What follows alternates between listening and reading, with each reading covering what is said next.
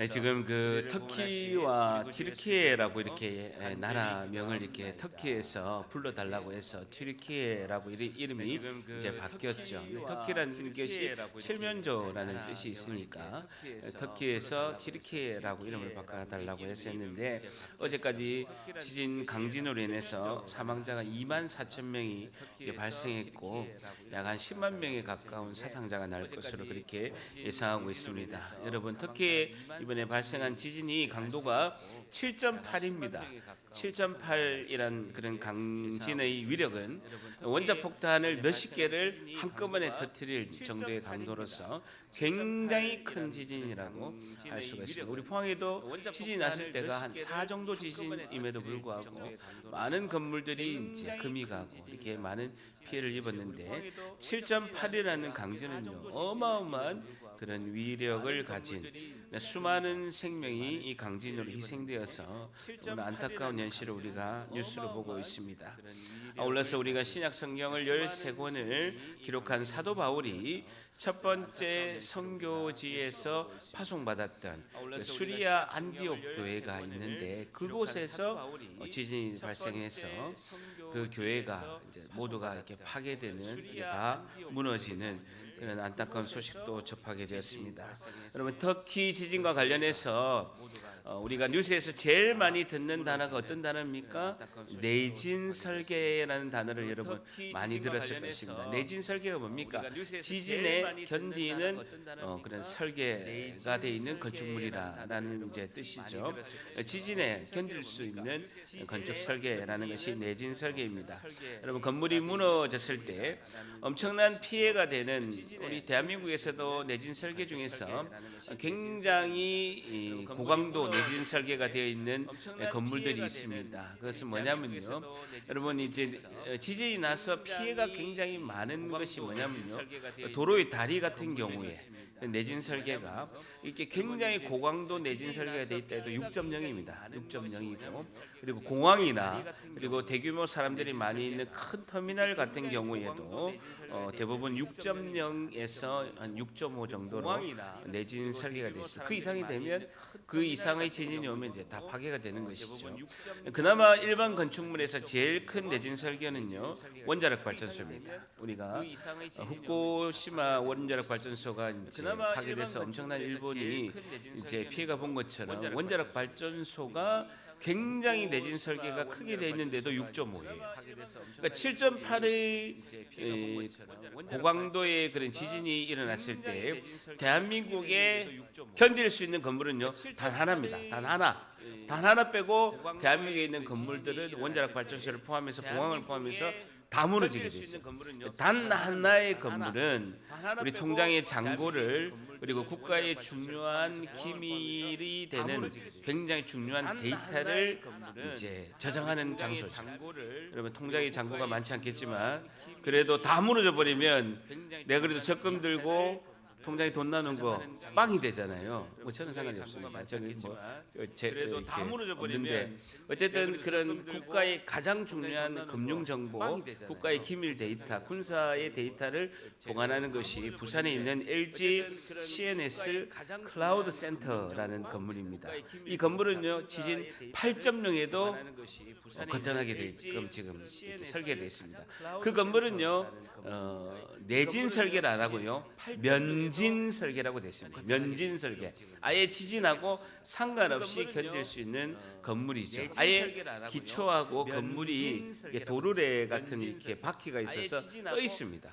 지진은 땅에서 나는 거잖아요. 땅에서 아무리 흔들어도 건물이 옆으로 왔다 갔다 그대로 이렇게 서게끔 아예 땅하고 분리되어 있는 건물이 LG CNS 클라우드 센터, 데이터 센터라고 하는 이 건물 하나 빼고는 7.8 강도에서는 다 무너지게끔 무너질 수밖에 없는 것이 지금 이제 현실입니다. 건축 전문가는 저는요 건물에서 제일 중요한 것은요 그 건물의 설계라고 할 수 있습니다. 시공은요 설계한 그대로 시공하는 거예요. 그래서 설계가 어떻게 되어 있는가, 내진 설계가 되어 있는지, 아니면 지진에서 견딜 수 있는 면진 설계가 되어 있는지, 지진의 강도는 4.0, 4.5, 6.5, 7.0에 견딜 수 있게끔 설계하는지 설계도가 제일 중요하고 있죠. 모든 건물은 설계도를 따라서 그대로 시공하게 되어 있습니다. 설계도가 건물의 시공의 첫 단계이고 가장 중요하다라고 할 수가 있습니다. 여러분, 오늘 살펴보는 출애굽기 25장도 하나님께서 설계도를 말씀으로 하고 있습니다. 어떤 설계도냐고 하면요, 성소, 성막의 설계도를 주님께서 말씀하고 있습니다. 하나님의 그 성소, 하나님의 성막을 하나님께서 설계도를 말씀으로 이렇게 글로 이렇게 표현해서 설계도를 그대로 수치, 그다음에 규격, 이런 똑같은 이런 하나님의 그런 규격 이런 것들을 이제 말씀을 통해서 출애굽기 25장부터 40장까지는 성막, 성소에 관련된 그런 설계도의 내용이 그대로 나와 있습니다. 오늘 하나님의 성소, 성막을 통해서 하나님이 주신 그 뜻은 무엇인지 오늘 자세히 살펴보고자 합니다. 하나님의 성소, 성막을 주신 하나님의 뜻은 무엇인지 오늘 자세히 살펴보고자 합니다. 여러분, 지난주까지 출애굽기 20장에 무슨 말씀을 살펴봤습니까? 십계명의 말씀을 살펴봤죠. 십계명은 법 중에서 헌법하고 똑같습니다. 십계명의 말씀을 살펴봤고 21장부터 23장까지는 그 십계명의 시행 규칙, 그것을 율례라고 합니다. 뭐라고요? 십계명의 시행 규칙, 어떻게 지켜라 하는 규칙이 있는데 그 십계명의 시행 규칙이 21장부터 23장까지 있게 되는데 그를 율례라고 합니다. 율례. 그래서 20장부터 23장까지는 십계명과 하나님의 율례의 말씀이 이렇게 기록되어 있습니다. 자, 24장에 보게 되면요, 출애굽기 24장 3절을 보게 됩니다. 드디어 십계명과 율례의 하나님 말씀을 계약서를 작성합니다. 시내산 언약식을 작성하는 것이 출애굽기 24장 말씀입니다. 출애굽기 24장 3절 한번 같이 읽습니다. 시작.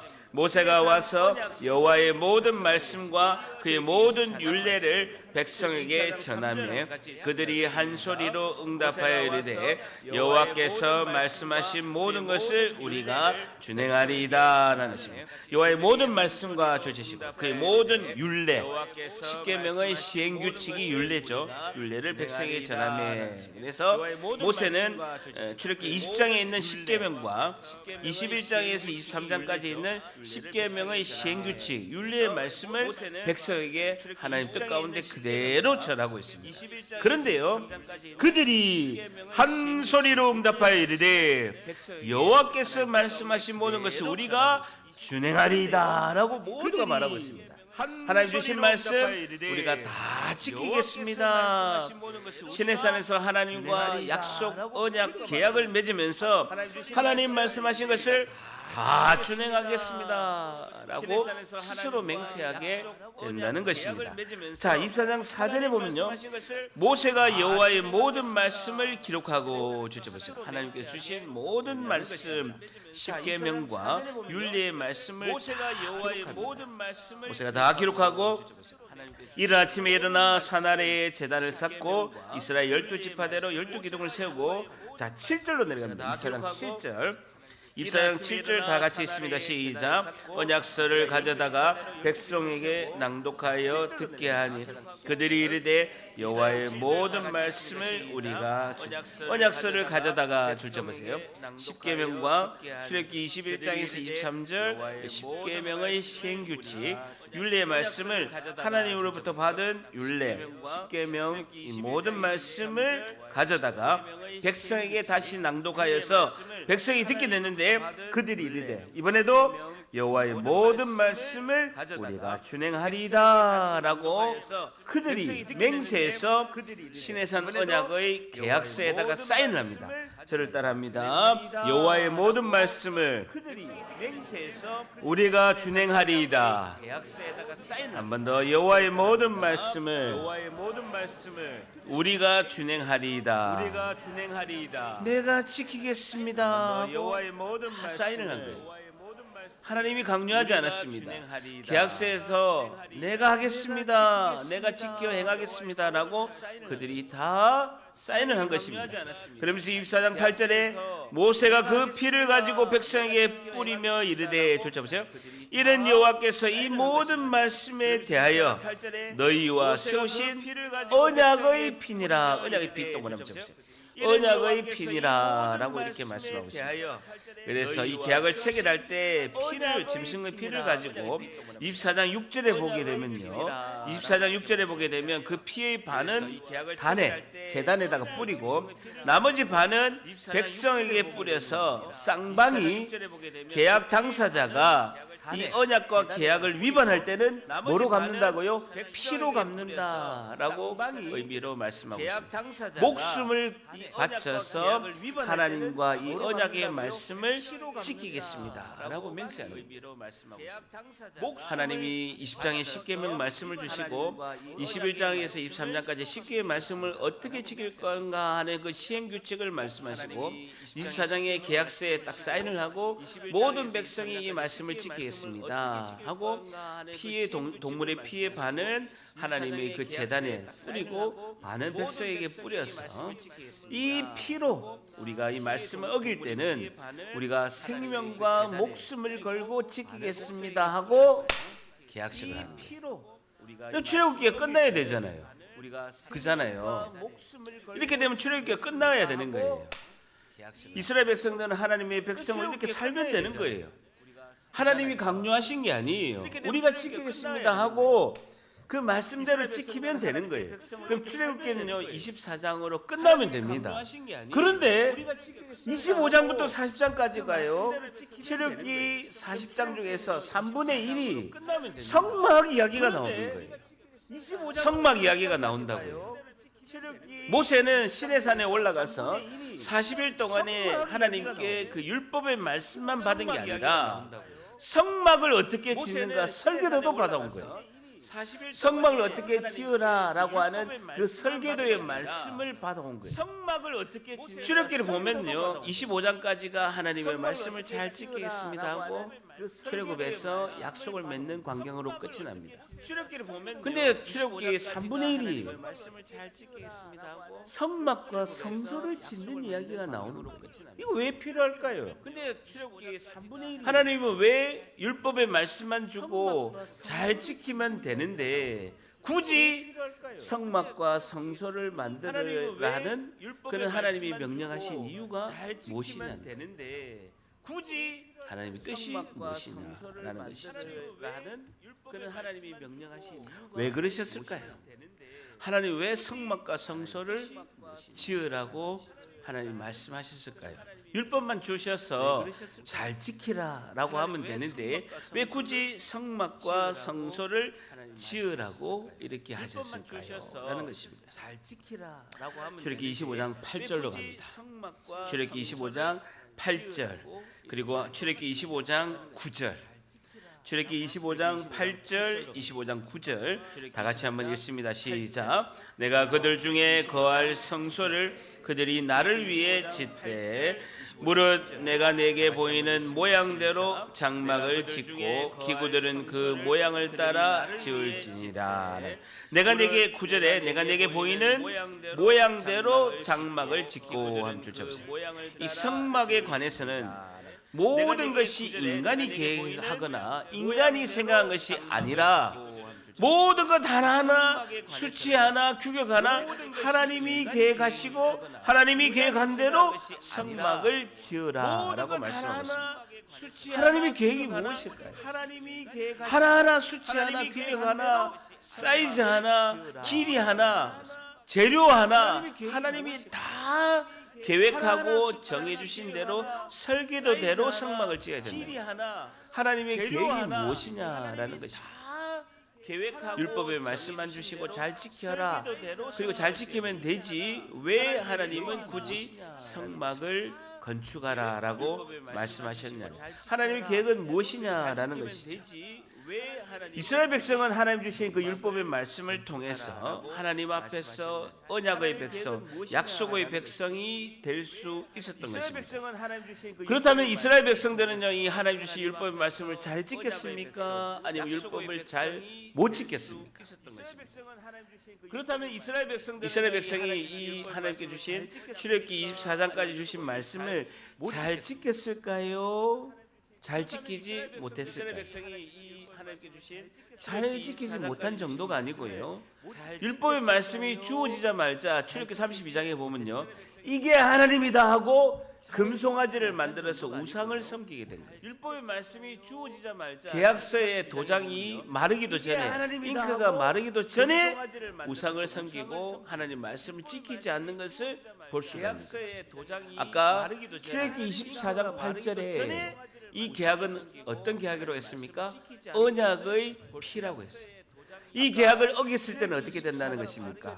생명을 걸고 목숨을 바쳐서 이 언약의 말씀을 지키겠다고 했기 때문에 이스라엘 백성이 하나님 말씀을 어겼을 때는요, 죽어야 되는 거예요. 저주 아래 있게 되고 죽어야 되는 상황이 발생하게 된 거예요. 그래서 하나님께서는 이스라엘 백성을 죽지 않게 하기 위해서 죽어야 되는 상황이 발생하게 된 거예요.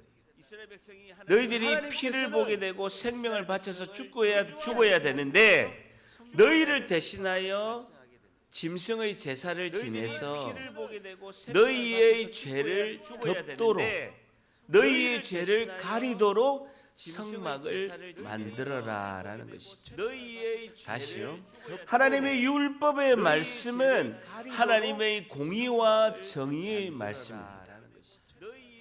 그것을 지키게 되면 하나님의 공의롭고 정의로운 하나님의 백성이 되는 거예요.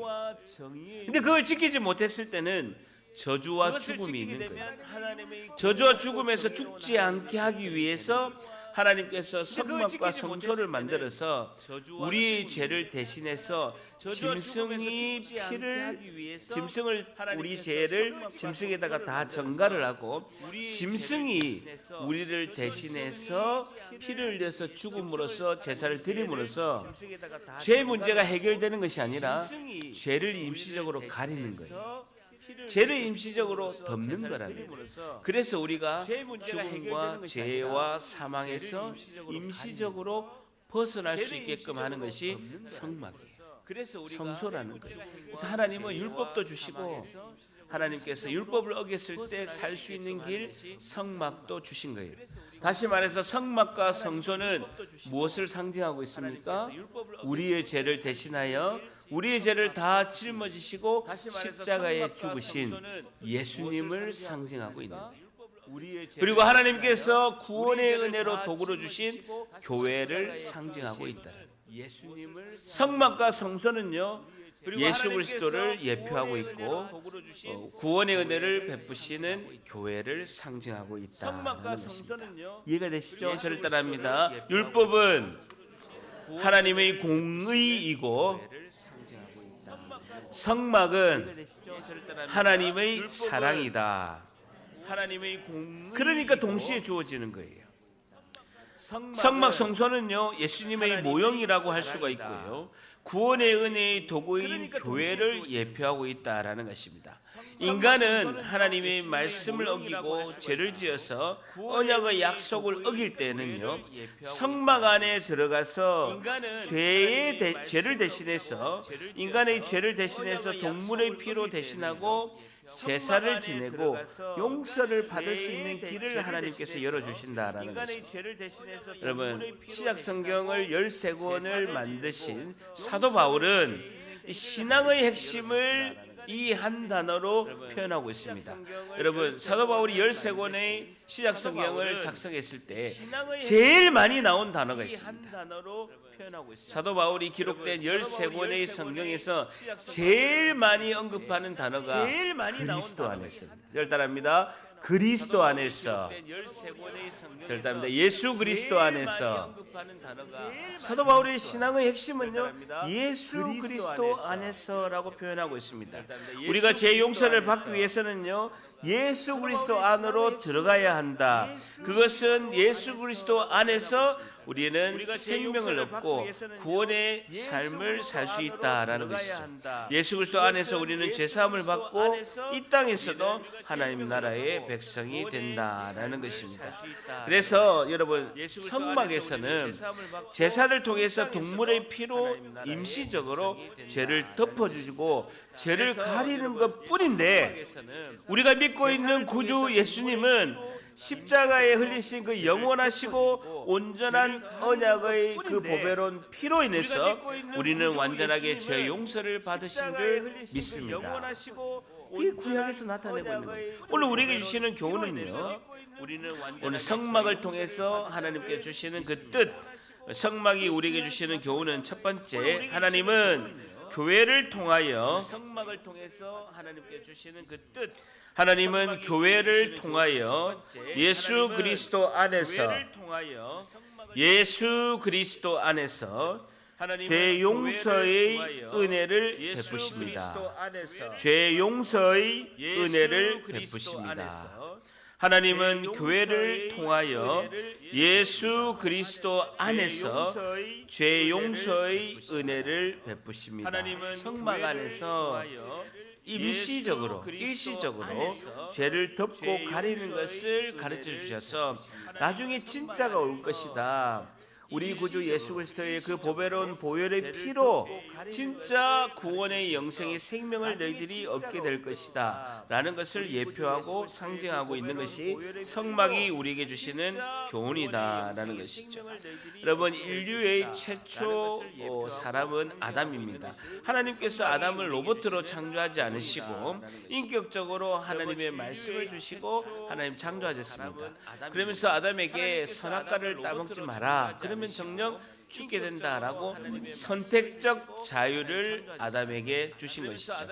그런데요, 아담이 범죄함으로 인해서 하나님 말씀의 불순종함으로 인해서 그 죄로 인해서 저주와 사망과 죽음 아래 있게 되게 되고, 우리는 예수님을 통해서 예수님 안에서 하나님께서 살 길을 열어주셨다라는 것입니다. 따라서요, 우리는 하나님께 주신 그 은혜의 수단인 교회가 없이는 믿음을 유지하기가 어렵다라는 것입니다. 제가 수요 예배 때 뭐라고 했습니까? 교회는 꼭 어머니와 같다라고 했습니다. 어린아이는 태어나서 엄마 없이는 생존하기 어려운 것처럼 교회 밖에서는 믿음을 유지하기가 어렵다라는 것이죠. 그것을 나타내는 것이 구약에 뭐라고요? 성막, 성소, 나중에 되면 솔로몬의 성전이 그 역할을 한다라는 것이죠. 여러분, 이번에 아까 처음에도 예배 전에 예배 시작할 때 말씀드렸습니다만은 이 터키에서 발생한 그 7.8 강진으로 인해서 지진을 견디는 그 내진 설계라는 단어가 굉장히 지금 이제 많이 언급되고 이슈가 되고 있습니다. 여러분, 건물을 딱 보면 이 건물은 내진 설계가 되어 있는 건물이다, 내진 설계가 되어 있지 않는 건물이다라는 것을 여러분 구분할 수 있죠. 건물을 딱 보면 이 건물은 내진 구분할 줄 몰라요? 되어 있는 건물이다. 내진 설계가 되어 있지 않는 건물. 그래서 건축 특급 기술자가 오늘 그 노하우의 영업 비밀을 다 알려드리겠습니다. 저 건물을 딱 보면 내진 설계되어 있다. 그리고 저 건물을 보면 저는 내진 설계가 안 돼 있다 라는 것을 금방 알 수가 있죠. 새로 지었기 때문에 내진 설계가 돼 있고, 그리고 초고층이기 때문에 내진 설계가 돼 있고, 아니면 오래된 건물이기 때문에 내진 설계가 안 돼 있어. 그리고 건물이 층수가 낮으니까 내진 설계가 안 돼 있어, 이게 아니라는 거예요. 건물 딱 보기만 하면 저 건물은 내진 설계가 돼 있어, 저 건물은 내진 설계가 안 돼 있어를 알 수 있다라는 거예요. 건물 딱 보기만 하면 궁금해요. 궁금하죠. 오늘 건축 특급 기술자에게 영업 비밀을 알려드리도록 하겠습니다.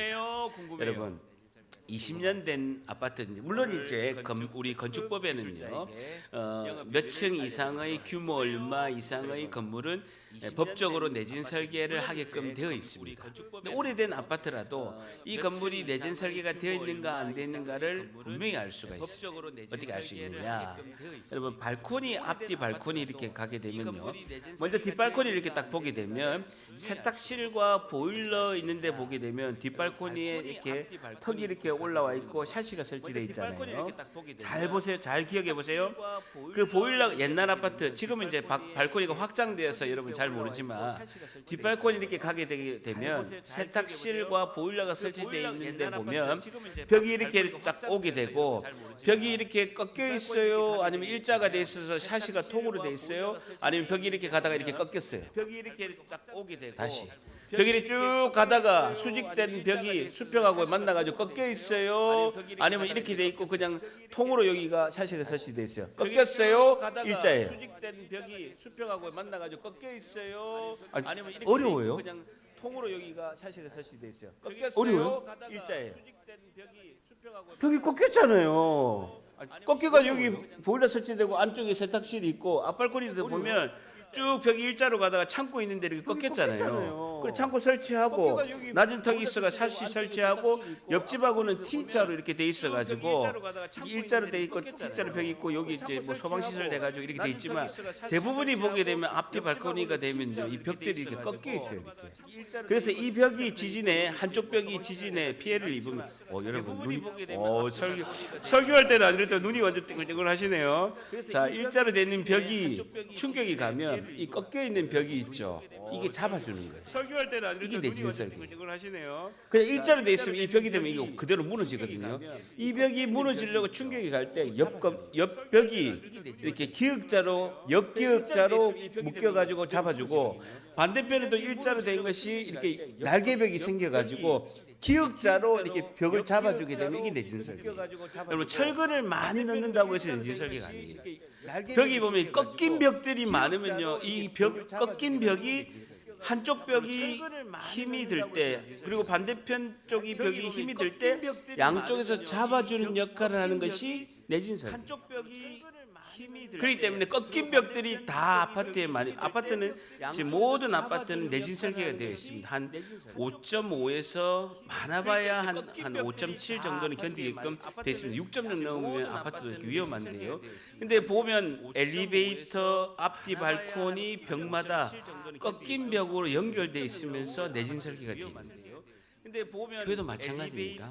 여러분 교회도 마찬가지로 내가 연약하고 부족하면 우리 교회 공동체가 함께 연합해서 서로 도와주고 기도해 줌으로써 내 신앙이 자라고 믿음 가운데 잘 설 수 있도록 함께 하는 거예요.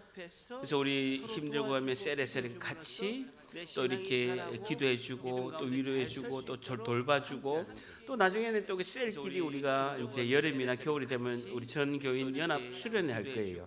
그러면 셀끼리 또 교제하면서 같이 도와주고 손잡아주고 기도해주면서 서로가 이렇게 같이 함께 엮여야 돼요. 같이 이렇게 물려 있어서 힘들 때 이렇게 넘어지지 않게끔 우리가 지진이 밑에 기초가 흔들리는 것이 지진이잖아요. 믿음의 신앙의 기초가 흔들릴 때 벽을 잘 잡아주는 역할을 하는 것이 우리 교회 공동체고 셀이고 우리가 교회가 하나 됨으로써 우리가 잘 신앙이 설 수 있게 하는 것이 이게 신앙의 내진 설계예요. 쉬워요? 쉽죠. 대한민국에 이렇게 내진 설계를 잘 설명하는 목사는요 저밖에 없습니다. 제가 좀 예. 감사합니다, 집사님. 하여튼 설계 힘이 나는데요. 어쨌든 이 내진 설계가 굉장히 어려운데 이만큼 쉽게 설명한 사람은 제가 교만이 아니라 제가 자부합니다. 왜냐하면 제가 구조를 전공했거든요. 건축 구조. 내진 설계를 제가 전공했기 때문에 이건 제가 전문 분야예요. 그래서 건물을 보고 일자로 돼 있고 꺾인 벽이 없으면 내진 설계가 안 되는 거예요. 왜냐하면 공사하기가 굉장히 힘들거든요. 이 꺾인 벽을 만드는 게 이 콘크리트 거푸집을 짜는 게 굉장히 힘들어요. 그리고 철근도 다 같이 물려가지고 설계를 하는 자체가 굉장히 힘이 드는 거죠. 그거보다도 더 지진에 잘 견디는 건요. 아예 기초하고 띄워 놓는 게 가장 중요하다는 것이죠. 그래서 굉장히 큰 시험의 믿음을 지진처럼 흔들는 큰 시험이 오더라도 그리스도 안에 붙들려 있고 하나님 안에 붙들려 있으면 믿음의 시험을 더 끈히 이겨낼 줄 믿습니다. 자, 그래서 25장 8절에 한번 봅니다. 자, 25장 8절 한번 같이 있습니다. 8절 같이 있습니다. 시작. 내가 그들 중에 거할 성소를 그들이 나를 위하여 짓되. 내가 그들 중에 거할 성소, 거할 동그라미 쳐보세요. 성막 성소는 하나님이 함께 거하실 목적으로 지어진다는 거예요. 성막 성소에 굉장히 중요한 것이 죄 문제를 해결하는 것과 두 번째는요, 하나님이 함께 너희와 거하고 싶다는 거예요. 함께 하고 싶다는 거예요. 여러분, 하나님은 어디에 계십니까? 하나님은 어떤 분이십니까? 무소부재하신 분입니다. 하나님이 안 계신 장소, 무소, 부재. 하나님이 안 계신 장소는 없다라는 거예요. 하나님은 전능하신 하나님은 안 계신 곳이 없는 분입니다. 그런데 하나님은 어디나 다 계신 분이시지만 특별히 하나님 장소를 선택하셔서 하나님의 영광을 드러내시고 말씀하시고 하나님께서 특별한 일을 행하실 줄 믿습니다. 여러분, 모든 월화수목금토 일요일은 하나님의 날입니다. 주의 날입니다. 그런데 하나님께서 특별히 일을 주의 날이라고 지정하시고 특별히 교회 예배당이라는 곳을 장소를 지정하셔서 우리를 오게 하시고 모이게 하셔서 살아계신 하나님의 임재를 경험하고 하나님이 살아계심을 예배를 통해서 경험하게 하시는 것이 하나님의 섭리고 계획인 줄 믿습니다. 모든 것이 주님의 날이, 모든 것이 주의 것입니다. 그런데 하나님은 장소를 정하시고 특별한 시간을 정해서 하나님의 영광을 드러내시고 하나님이 하실 일을 이루시는 줄 믿습니다.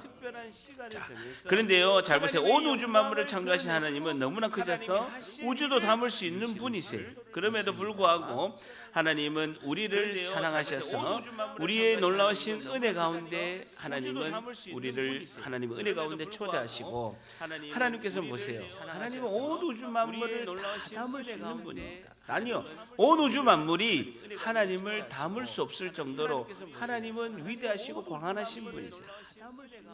근데 너무 신비로운군요. 온 우주 만물을 창조하신 그 하나님께서 온 우주가 하나님 한 분을 담을 수 없을 정도로 하나님은 크신 분이에요. 그걸 하나님의 초월성이라고 합니다. 어려운 말로 하나님의 초월성이라고 합니다. 그런데 놀랍게도요, 그 어마어마하게 우주도 담을 수 없는 그 광활하고 크신 하나님이 우리 안에 계신다는 거예요. 그런데 놀랍게도요, 성령 하나님으로 우리 안에 계신다는 그 광활하고 크신 하나님이 그것을 하나님의 내재성이라고 합니다. 내재성, 하나님의 초월성과 하나님의 내재성, 이건 하나님의 신비죠. 온 우주도 하나님 한 분을 담을 수 있는 그릇이 안 되는 것처럼 그 크신 하나님이 자그맣고 죄 많은 우리 안에 하나님이 들어오셔서 우리와 함께 하시는 하나님의 내재성이 있으시다는 거예요. 여러분, 예수님은요, 온 우주 만물을 창조하신 창조주이십니다. 그분이 말씀을 선포할 때 성령의 능력으로 이 광활하고 광활한 우주를 창조하셨습니다. 근데 그분이 예수님이 우리를 구원하시기 위해서 이 땅에 오셨을 때는 어떻게 오셨습니까? 이스라엘의 가장 촌동네 베들레헴에 몇 가구 살지 않는 그 베들레헴의 마구간의 구유 안에 예수님이 탄생하셨다는 거예요. 로마의 황제, 로마 황제의 황실을 다 드려도 지금으로는 가장 큰 황실인 영국 왕궁을 다 드린다고 하더라도 예수님은 어디에서 지구에 어디에 태어나셔도 그분을 담을 수 있는 그릇은 아무데도 없어요. 그만큼 위대하신 분이 예수님이십니다.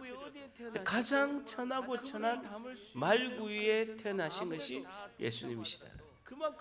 우리가 무엇이 간데 우리의 구원의 은혜를 베푸시기 위해서 성령 하나님이 우리의 마음 안에 오신 줄 믿습니다. 그게 은혜예요. 그게 신비라고요. 자, 오늘 성막이 주시는 오늘 두 번째 교훈은요, 하나님은 교회를 통하여 우리를 만나고 우리 안에 계시길 원하십니다.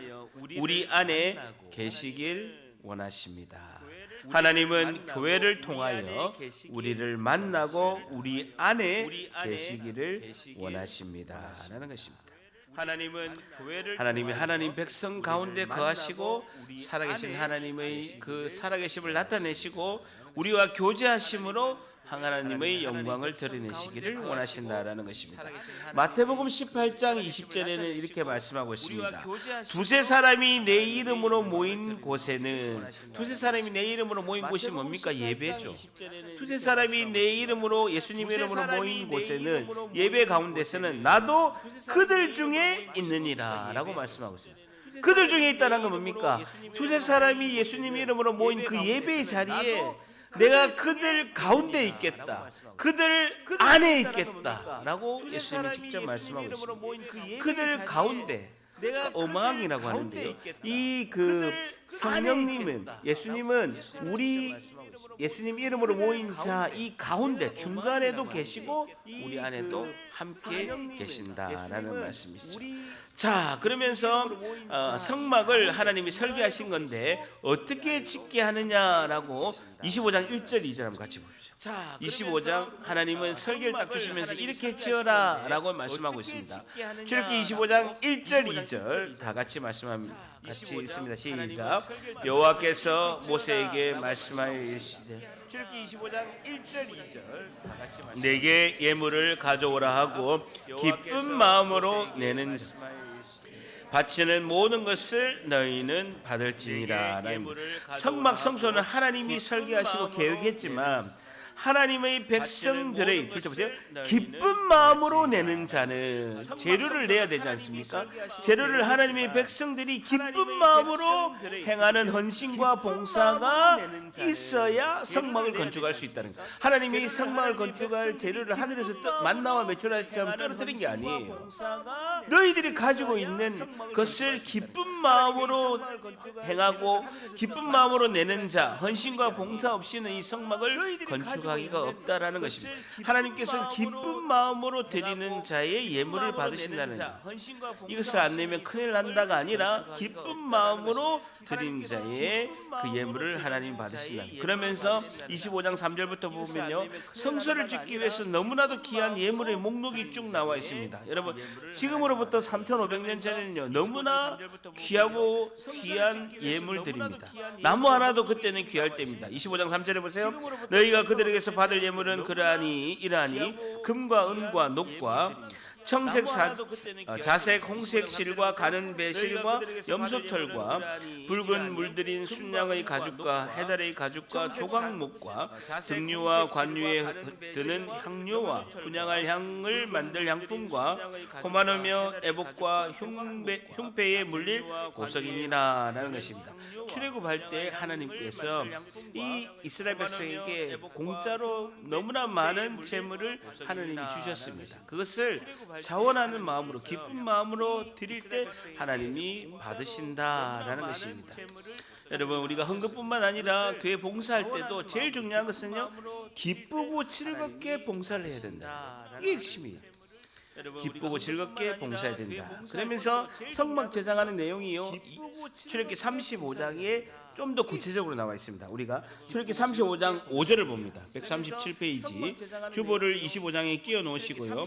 137페이지에 보면요, 출애굽기 35장 5절, 출애굽기 35장 5절 입니다. 출애굽기 35장 5절에 성막 제작에 대해서 구체적으로 더 자세히 나와 있는데요.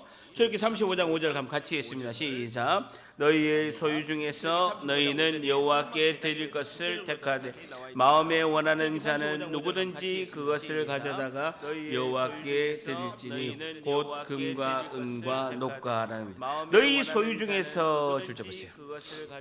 너희 소유 중에서, 하나님은 우리에게 없는 것을 요구하지 않으신다는 게, 너희 소유 중에서 너희는 여호와께 드리라라는 것입니다.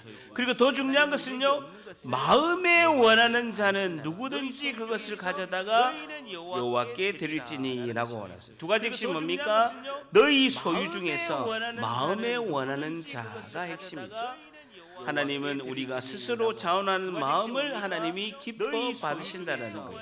핵심은요, 너희 소유 중에서 마음에 원하는 자는 누구든지 그것을 하나님께 드려라 라고 말씀하고 있습니다. 그러면서 21절 보세요. 35장 21절에 보면 또 마음이 감동된 모든 자, 한번 보세요. 이 마음이 감동된 모든 자가 뭡니까? 성령의 감동하심을 입은 사람을 말합니다. 성령 하나님이 감동을 주신 사람을 말씀하고 있죠. 그리고 자원하는 모든 자, 보세요. 또 하나는 중요한 것이 자원하는 모든 자라는 것이죠. 성령 하나님께서 마음에 감동을 주시면서 그때 결단하고 자원하는 마음을 주신 자, 사람을 말하는 거죠. 그러니까 마음에 감동 주는 것과 하나님께서, 성령 하나님께서 마음에 감동 주시는 것과 그 결단하고 자원하는 것은 동시에 일어나는 것을 말씀하는 것이죠. 그때 성령 하나님께서 감동 주실 때 하나님 감사합니다, 제가 하겠습니다 라고 자원하는 것이 중요하다는 거예요. 그래서 감동과 자원하는 마음은요 동시에 오는 거예요. 감동 받으면서 자원 안 할 수도 있어요, 없어요? 있죠. 다시요. 하나님이 마음에 감동 주면서 자원하는 마음도 동시에 주시는 거예요. 근데 마음의 감동은 왔어요. 자원하는 마음이 왔는데 자원 안 할 수 있어요, 없어요? 있어요. 그럼 김 목사님은 어떻게 하느냐? 저는요 10초 이상 생각 안 합니다. 반드시 자원 안 해요. 있어요. 그럼 김 목사님 10초 이상 생각 안 해요. 예스 하면 딱 끝나요. 10초 이상 딱 생각하면 반드시 안 해요. 제 경험입니다. 10초 이상 생각해서 해본 적이 한 번도 없습니다. 그래서 교회 봉사할 때도 하나님께 헌신하는 것도 기뻐하는 마음으로 감동이 올 때 자원해서 실천하는 것이다 라는 겁니다. 이런 성도를 하나님은 찾으시고 풍성하게 은혜를 부어주시고 하나님께서 기쁘게 복주시는 은혜를 베푸시는 줄 믿습니다. 자, 이 말씀을 들은 이스라엘 백성은요 결과적으로 성막을 건축하는데 어떻게 결론적으로 됐는가가 36장 5절입니다.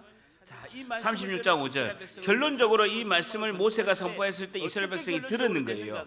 그래서 마음이 감동되는 자, 자원하는 자가 성막 건축하는데 헌신하게 되는데 36장 5절 같이 한번 있습니다. 시작. 모세에게 말하여 이르되 백성이 너무 많이 가져오므로 여호와께서 명령하신 일에 쓰기에 남음이 있나이다는 너무 많이 가져온 거예요. 너무 많이 가져온 거예요. 6절도 한번 같이 있습니다. 시작. 모세가 명령을 내리매 그들이 진중에 공포하여 이르되 남녀를 막론하고 성소에 드릴 예물을 다시 만들지 말라 하며 백성이 가져오기를 그치니 모세가 이스라엘 백성이 뭐라고 했냐면 여러분 제발 그만 가져오세요.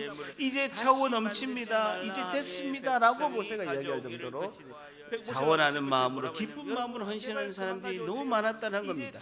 그럼 7절에 있는 재료가 모든 일을 하기에 넉넉하여 남음이 있었더라라고 말씀하고 있습니다. 얼마나 하나님 기뻐하시겠어요. 당시에 성막을 건설하던 하나님의 백성들이 기쁜 마음으로 봉사와 헌신한 것을 볼 수가 있습니다.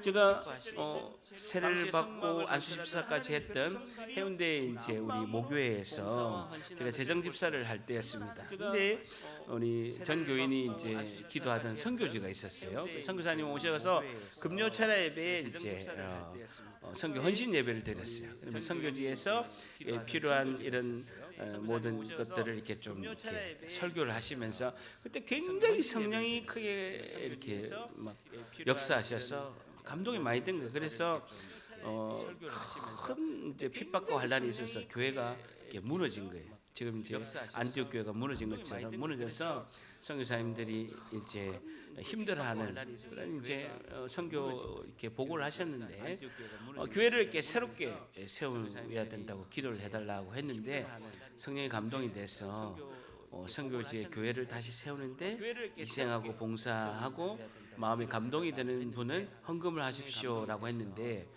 교회를 세운 예산의 3배가 헌금이 된 거예요. 담임 목사님이 마음에 감동이 되는 이렇게 설교한 거예요. 여러분 성경금 하지 마세요. 돈이 남아돕니다. 절대 하지 마세요. 라고 이렇게 광고 시간에 굉장히 그때 감동받은 기억이 이렇게 납니다. 모세가 이렇게 하나님 말씀을 전할 때 이스라엘 백성들이 차고 넘치게 하나님께 헌신했다라는 것입니다. 자, 출애굽기 25장 2절로 다시 돌아갑니다.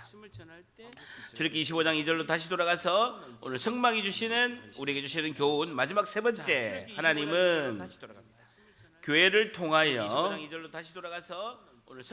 즐겁게 자원하여, 세 번째, 하나님은 교회를 통하여 즐겁게 자원하여 봉사와 헌신하는 것을 기뻐 받으십니다. 교회를 통하여 봉사와 헌신하는 것을 기뻐 받으십니다. 하나님은 교회를 통하여 즐겁게 자원하여 봉사와 헌신하는 것을 기뻐 받으십니다. 교회를 통하여 즐겁게 자원하여 봉사와 헌신하는 것을 기뻐 받으십니다. 라는 것이죠.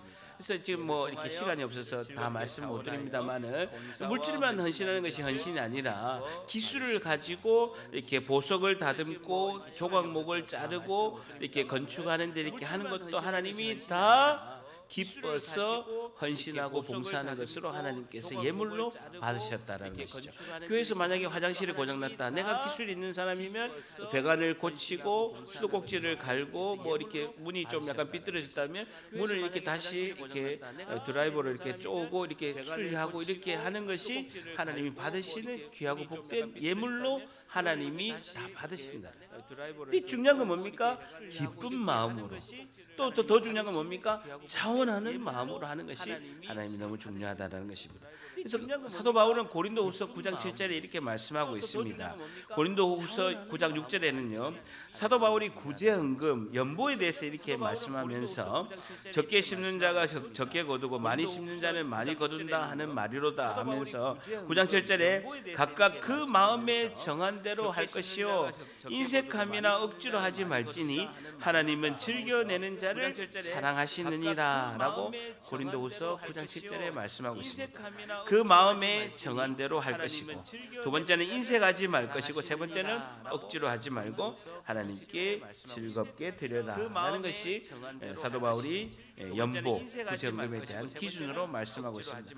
여러분, 우리 교회도요, 셀리더를 포함해서 모든 분들이 자원해서 감동 주시는 대로 시간과 물질과 정성을 다해서 봉사하고 헌신하는 것을 볼 수가 있습니다. 그렇기 때문에 우리가 예배 마치면 밥을 먹는 거예요. 여러분, 교회에서 제일 중요한 게 뭡니까? 밥 먹는 거예요. 그럼 식구가 뭡니까? 밥을 같이 먹는 사람을 식구라고 하는 거예요. 음식 식자에다가 입구자를 써가지고 식구 아니겠습니까? 식구가 뭡니까? 교회에서는 제일 중요한 거예요. 밥 먹는 거예요. 사람을 식구라고 하는 거예요. 밥을 잘 먹기 위해서는 어떻게 합니까? 설교를 지금 마쳐야 되는 거예요. 그게 너무 중요한 거예요. 그래서 교회에서는요, 귀한 성령과 음식은 우리를 위함도 아니고 지금 설교하고 있는 담임 목사를 위한 것도 아닙니다. 여러분, 우리가 왜 교회에 헌신하고 시간과 봉사를 들여서 이렇게 합니까? 그것은요, 담임 목사님한테 잘 보려고, 물론 제가 다 알고 있습니다. 여러분, 잘 보려고 안 하셔도요, 깨알같이 다 알고 있습니다. 단지 말씀을 안 할 뿐입니다. 여러분, 모든 일어난 일은 제가 다 알고 있습니다. 절대 담임 목사는 단지 말을 안 할 뿐이다. 표정을 이렇게 관리를 잘하고 말을 안 할 뿐이지 다 알고 있습니다. 여러분, 근데 우리가 봉사 헌신하는 것이 물론 담임 목사가 알아주면 좋겠지만, 그래도 우리는요, 이제 나를 드러내기 위해서 담임 목사가 알아주기 위해서 하는 것이 아니라, 우리가 열심히 봉사하고 헌신하는 것은 오직 한 분, 우리를 구원하신 예수님께 영광 드리기 위함인 줄 믿습니다. 모든 사람이 오직 한 분, 오직 예수님께 영광 드리기 위해서 이 봉사와 헌신을 다 하는 것입니다. 존재적인 죄인 우리를 하나님 앞으로 인도하신 대제사장 되신 예수님은 우리의 소망이고 우리의 구세주가 되신 줄 믿습니다. 우리의 소망과 희망은 오직 예수님 한 분에게만 있는 줄 믿습니다. 우리를 구원의 은혜 가운데 초대하시고 생명의 빛으로 빛내주신 우리 예수님을 찬양하고 영광과 존귀를 올려드립니다. 이번 한 주도 교회를 통해서 예수 그리스도 안에서 죄 용서의 은혜를 받고 주님을 간절히 만나며 즐겁게 자원하여 봉사 헌신하는 우리 모두가 되시기를 주님의 이름으로 간절히 축복합니다.